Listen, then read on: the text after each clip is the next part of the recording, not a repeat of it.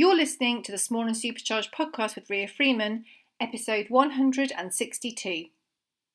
On this episode of the Small and Supercharged podcast, we are joined by the fabulous Maeve Sheridan, who, I'll be honest, I'm excited to talk to. I'd talk to her anyway because she's a member of Mastermind, but her accent is just beautiful. I love your accent and hair goals and everything else. So, Maeve, welcome to the podcast. Thank you, and thank you for asking me. Well, I'm excited to share not all your knowledge because that would be one hell of a podcast. That would be quite a beast. But obviously, you've kind of got lots of different strings to your bow. But most people probably know you better for Activate Your Seat, which is amazing. We're going to talk about. But you also have got another bit of your business. So can you talk to us about how you got to do what you do and what you do too? Yes, so I am a human physiotherapist and I'm also a veterinary physiotherapist. So I treat horses and horse riders, and that's probably my main business. And then Activate Your Seat is a secondary business that I set up a couple of years ago, which is an online exercise program specially devised for horse riders that's done against the resistance of a bungee. And I set that up because I've treated a lot of horse riders over many years. I'm quite old. I've been a human physio for over 20 years. And I see similar problems time and time again, and what was out there and what people would report to me that they were doing, and I would have a look, and I just thought I could come up with something better. And so I finally put my money where my mouth was and came up with something which seems to be working well. Absolutely. I see so many people with the bungee on them at some point, and it's fab. I've got one. It is brilliant. I need to use it a lot more than I do, but it is brilliant. And it's quite kind of satisfying exercise because you feel like you're working hard, but you're not kind of dripping with sweat. I'm sure you can if you really go for it, but I like a more sedate thing. How did you get into this? Because obviously a person physio and a veterinary physiotherapist, they're actually, you can do this individually, you don't have to do them together. So how did it all work, and why did you decide on this career path? Well, I wanted to be a vet when I was young, and then I didn't think I would get the grades, and I wasn't sure about the euthanizing animals and things like that. So I had a look at other options. And discussed it with a careers teacher at the time who had looked into veterinary physio for me and told me at the time that I would need to do human physio first to then go on and be a veterinary physio, so I am an ACPAT physiotherapist, so I'm a member of the Association of the Chartered Physiotherapists in Animal Therapy. So that means we are all first and foremost human physios, and then we all go on and retrain and do veterinary physio. So I left Ireland when I was 18, came to Scotland to do my human physio degree, which took 4 years. I had a great time partying a lot, and quite enjoyed human physio, which I didn't think I would. So the plan from the start was always to work with horses, but I actually got really into the human physio and really enjoyed it. And I think it appeals to my brain, my analytical brain and logical brain, and I just really enjoyed it. So I ended up doing it probably about 5 years before I went on then and did the veterinary physio, which was a master's course at the Royal Veterinary College in London. And so I did that while I was working as a human physio here in Edinburgh. Because that's not the same as it is now, is it? Well, it is.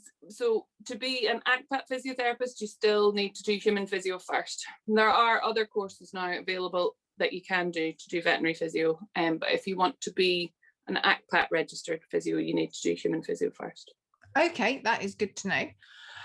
And then, so over the years, obviously, you've then got your veterinary physiotherapy masters. And then how did you kind of develop both of those strands to your business? When you were working just with people, was it just riders you were working with, or did you work with anyone that needed a physio?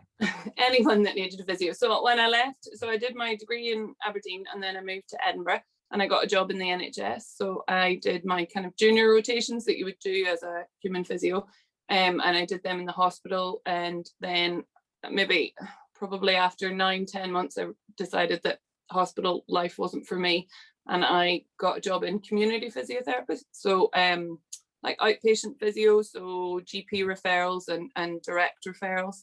And I also did some private work at the time with rugby teams and sports stuff that I was quite interested in. And then did that for a few years and went and did the veterinary physio training while still working in the NHS. So I worked in the NHS for 9 years before I left. So even when I qualified from the postgraduate diploma in veterinary physio and was setting up the horse stuff, I still worked in the NHS part-time and did private clinics part-time.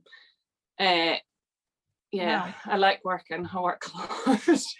It seems to be a theme. But I think when you're setting up a business from scratch, I needed to have something else. So and I really enjoyed it. So I was quite happy to do that. And it was only when it came to a point where I had enough private work and enough horse work that I gave up the NHS work. And now, do you exclusively deal with riders, or will you also? Yeah. So I did for a while do private clinics for normal people, as my husband calls them, because I treat horses mostly, then I would get a lot of riders, and so then it started to become easier just to limit it to horse riders because I have very limited appointments, and so then it was easier rather than everybody's mum or granny wanting to see me as well. So I have a few friends who are private physios who I send all the extras to. And that works really well. When you started doing veterinary physiotherapy, obviously nowadays it's very common is the wrong word, but people understand it more. People understand the need for it, and they also understand often how like chiropractics and osteopaths and all the words I can't pronounce fit together. But when you started out, was it quite difficult to get people to understand what you were doing and how what you were doing could really help their horse, whether it's performance or comfort wise, or has it changed over the time you've been doing it? Definitely changed over the time I've been doing it. I was really lucky when I was doing my master's course that there is a really, really experienced physio not too far from me. She's about 45 minutes away.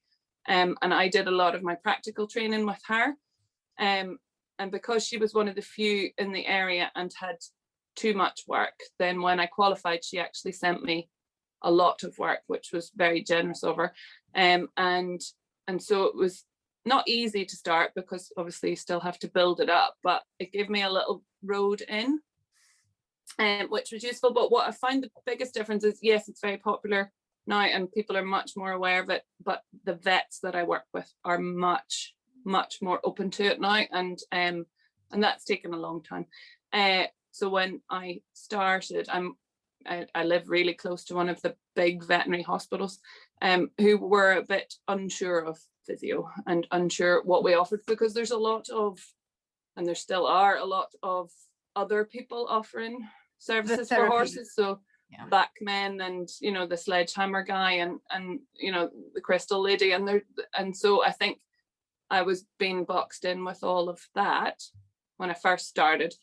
So I had to go and kind of do talks for the vets, and then just, I think, probably perseverance and sheer kind of grit of I now have an excellent relationship with all of the vets that I work with, and I work really closely with them, so I'm really lucky that way, and that helps enormously, and it helps the client enormously, because it's so much better for the horse if myself, the vet and the farrier all work together.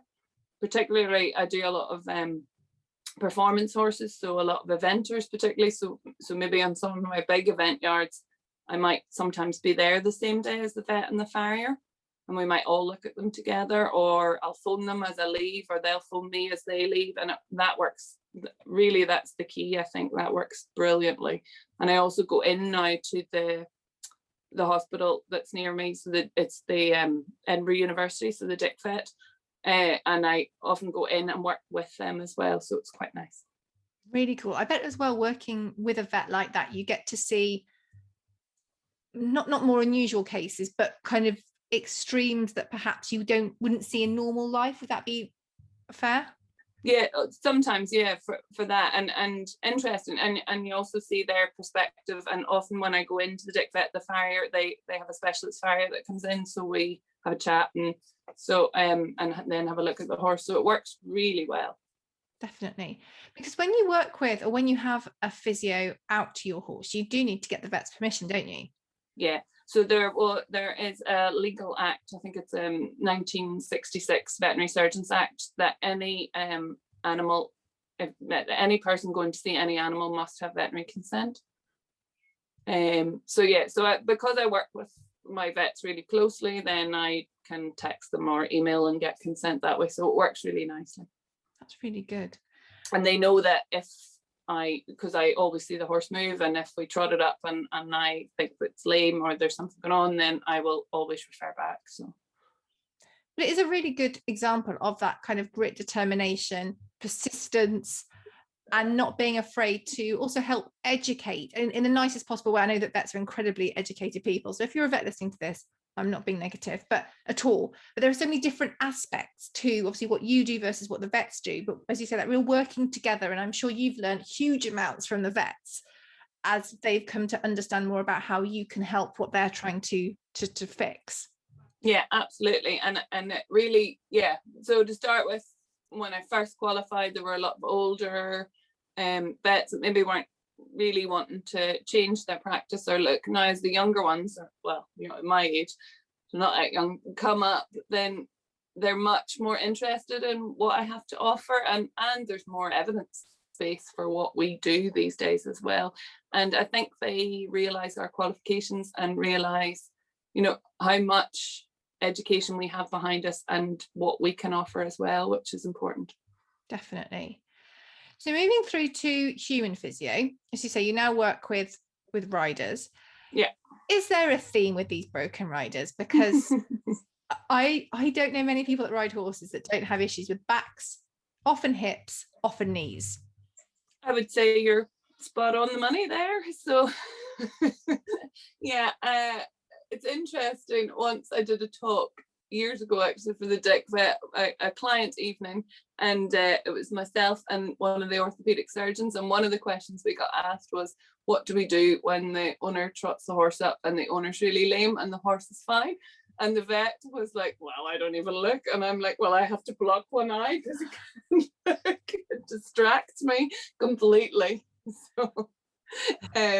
So yes, there is definitely a theme. I have seen many Herpling riders trot their horse up and said to them, maybe we should look at you and not the horse, because the horse looks perfect. But yeah, a lot of riders with back pain or back aches, a lot of hip issues, knee issues, yes, anything really. But I see a lot of riders, not necessarily because they're in pain, but because they want to be straighter on their horse, or they want to sit better on the horse. So a lot that maybe will come because their instructor has sent them, because they are fed up telling them the same thing over and over and over and over again and it not changing. So they want them to see me and see if we can kind of get them on a road to improving that symmetry. Riders are awful, and I years ago used to work for a lady who was amazing. She was a really good rider, but every bit of her was broken in some way, and she would just grit her teeth and bear it, and like buy different stirrups to help this and do all these things to help make it less painful.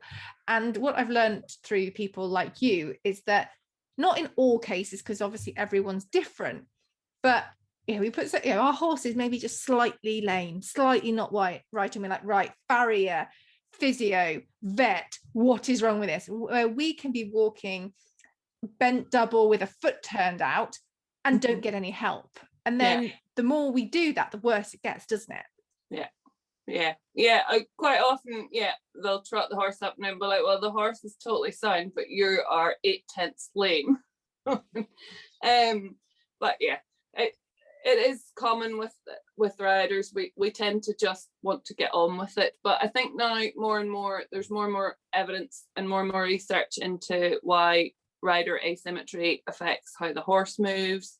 And, you know, if you're asymmetric, the horse is going to be asymmetric. And I think people are much more aware of that now, I hope.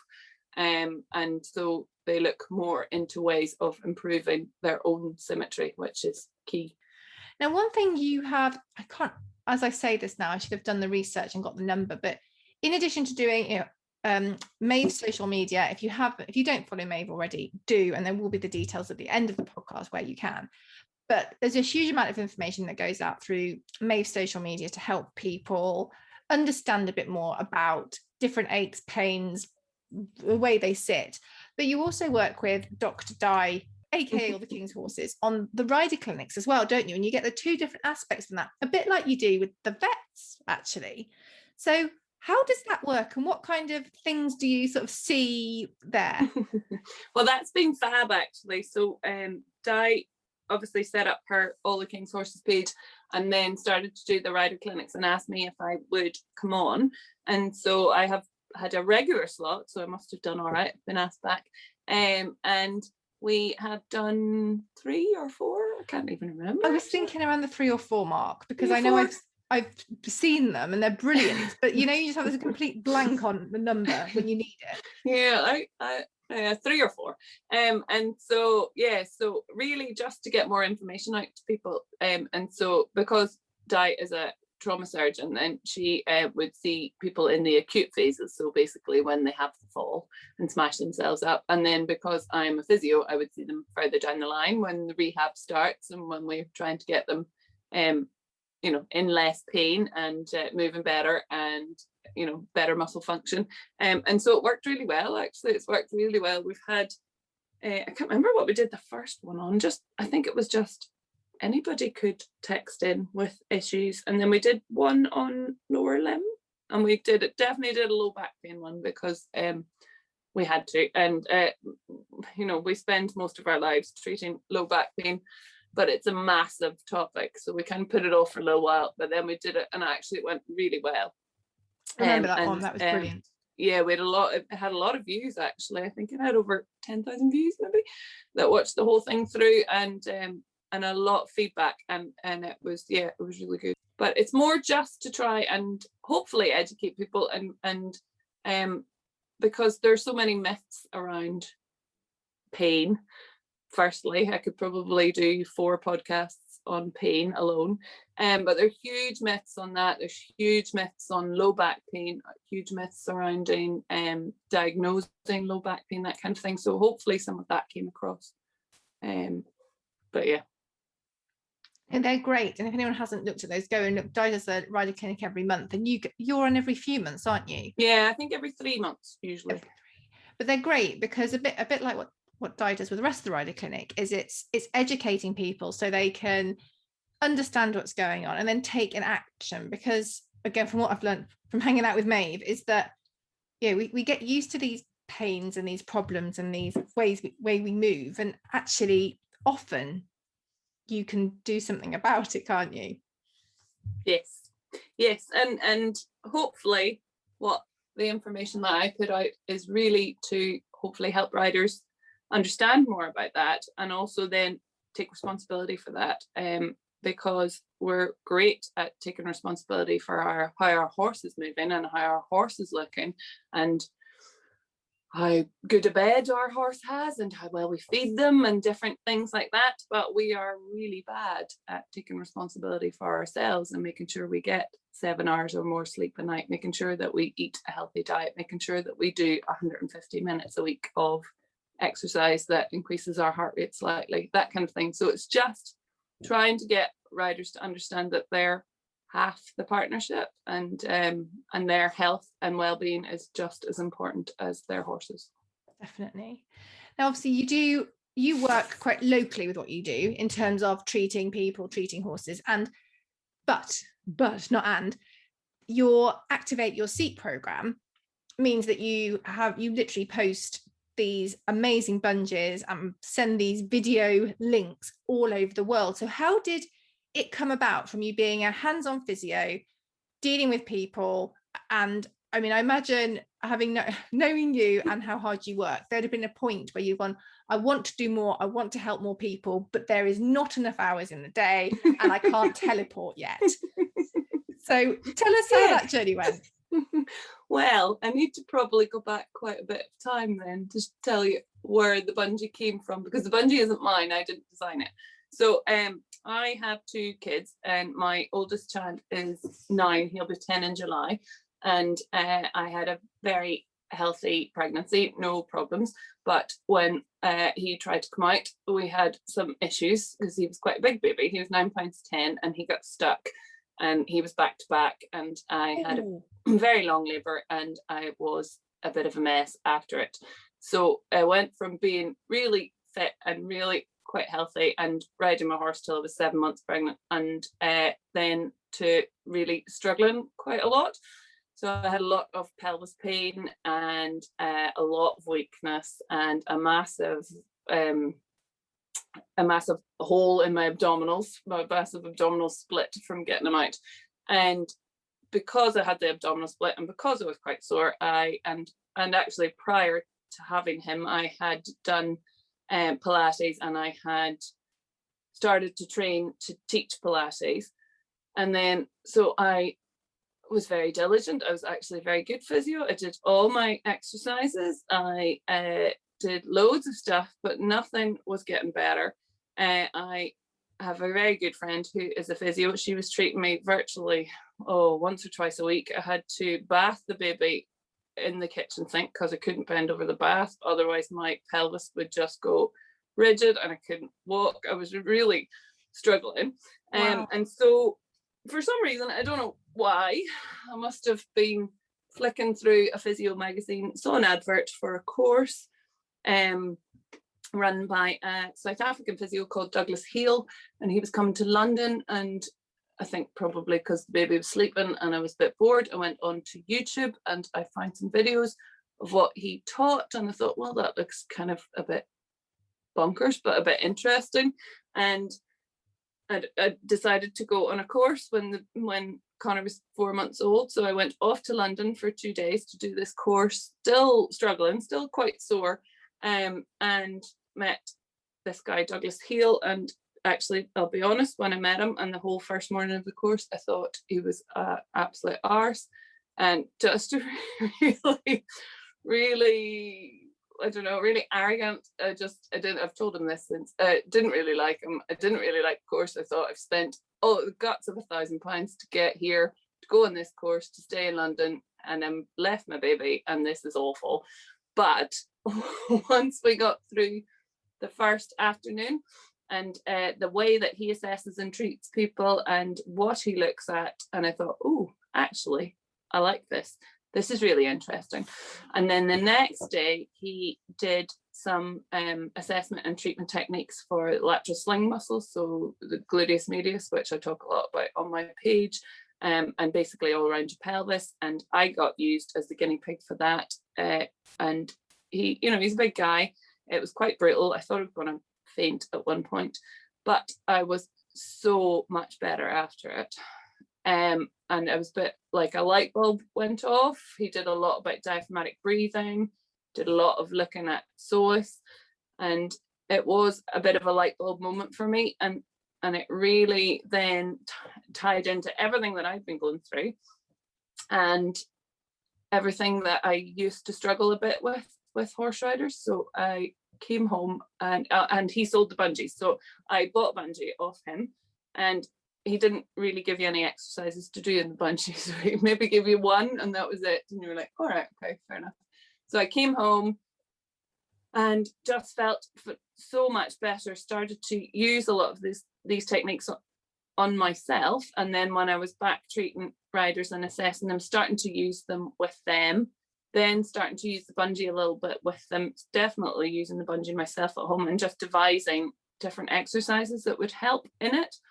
And just had really good results, and really everything kind of snowballed from then. But that was, almost 10 years ago, and it took me another 8 years before I decided that I would actually start to do this for riders and open it up. So I have done a lot of courses with Doug since, and he's a lovely guy, and I get on really well with him now. And I kind of approached him a couple of years ago and said, I would really like to take your bungee and sell it with exercises for horse riders that I've devised. Have a look at them, see what you think. And he was all for it. So that's where it's come from. That's amazing. And you sell these literally all over the world. Yeah. And I see so many people online, particularly on Instagram, on their stories, like having a quick go with the bungee. And I see you doing lots of amazing exercises as well. Has that really helped you with your business? Because it's allowed you to just get in front of so many more people, hasn't it? Massively. It massively helped. So for me, lockdown last year was brilliant. So I set up Activate Your Seat 2 years ago last weekend. And for the first year, kind of put out posts and things, but I wasn't very good on social media at all. It's not, it's not my forte. Anything on a computer is not my forte. I'm much more a practical person. And so then last year when we went into lockdown, I wasn't allowed to work for 10 weeks, and which I had a bit of a panic attack about to start with. And then I thought, right, well, let's use this time productively. And I think I met you around about that time and joined your mastermind group, and I've never looked back since. So it was just more about like what to post on social media, and I'm really good at writing very long-winded posts, so it was shortening them up. I think I'm quite good at explaining things in a layperson way, so hopefully and not using overly complicated language, and I think that's why the page works. I think I can put it across in a way that people can understand, and riders can understand how things will affect what they do on the horse, and therefore then that's when they want to improve, and they can see how they could improve. Yeah. It's really good as well, seeing that you kind of develop the one-to-one model, which you have to do as a physio, to the one-to-many through obviously through Activate Your Seat and through the online trainings. Has that been quite a big thing for your business, moving beyond lockdown as well? Massive thing, and something that I probably always shied away from before, because I like the face-to-face stuff. I like the one-to-one stuff with a patient or a client, and it's always been what I've wanted to do. So for me, going online was a big deal, and that's why it took 8 years before I did it. But I really did it because I was so frustrated by the exercises that people were telling me that they were doing, or the online stuff that they were accessing. I was like, no, this is not good. I can do better than this. And I can provide something that will be specific and targeted and short, because we're all busy, and effective and evidence-based and clinically sound. And so but it did take me a long time to kind of really start to do it. And then once I did it, it took a long time for it to build. But then lockdown was massively helpful, because I could really focus on the social media and improve, I suppose, the message and the images that were going out. And now I have people who use the program all over the world. It's amazing how social media puts you in front of that international audience, particularly on Instagram, I think. And I've people I've sent bungees to Japan, I've sent bungees to Slovenia last week, I've sent loads to America and Canada and New Zealand and Australia. I've had a French review come in today on Facebook. I have no idea what it says because it's in French. Google Translate will fix that up for you. But it is 5 stars, so I'm assuming it's okay. But yeah, so it's been amazing that way. So what tips would you give somebody about building their business using social? Because I think, particularly as you say, going from service to project based, what kind of tips have you picked up that will be able to help people if they're making this step or just wanting to get themselves out there more? Ooh, well, all the tips I've got are from you, Ria, are they not? Oh, look, they were. You'd be better than me. I think just consistency. So I definitely got that from you, where I now post consistently. I try to make them short and readable, and I've always tried to keep the language simple. But tie it into what people might feel when they're on the horse. So I guess it's whatever you're trying to focus on, or whatever you're trying to show people, then you know, you want to show it so it's for them, not for you. Does that make sense? Yeah, yeah, so, absolutely. So try and focus on maybe you know, problems that commonly riders will have and that I commonly see in clinic.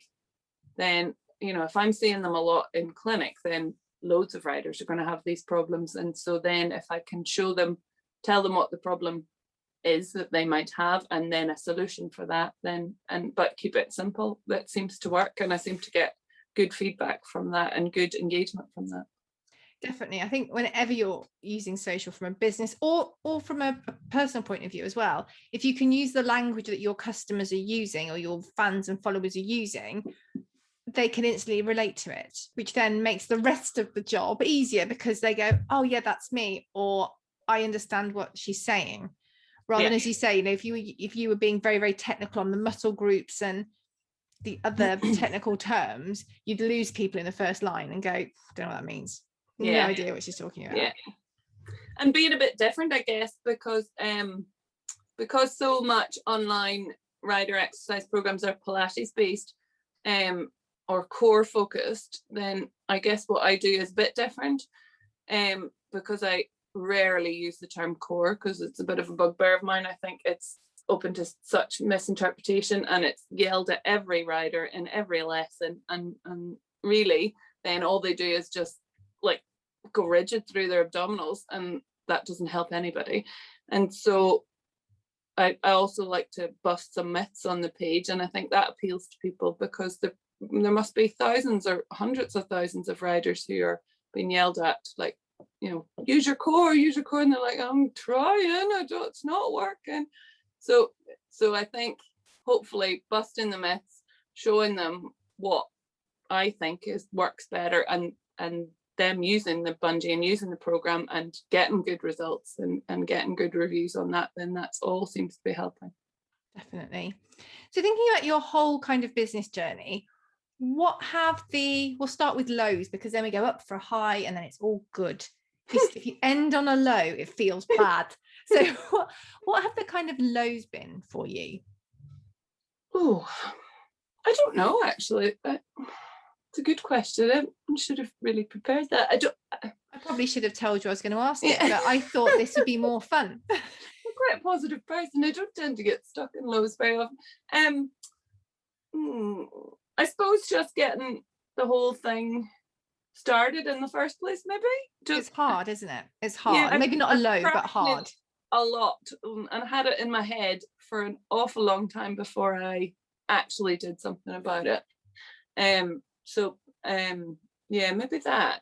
I've not had any massive lows that I can think of. But yeah, I do tend to be quite a positive person, so I don't tend to overly focus on. But yeah, you get the odd comment on social media and the odd, you know, person that would like to pick an argument with you. But yeah, that's fine. But yeah, they can just joke on, they don't get it. That's fine.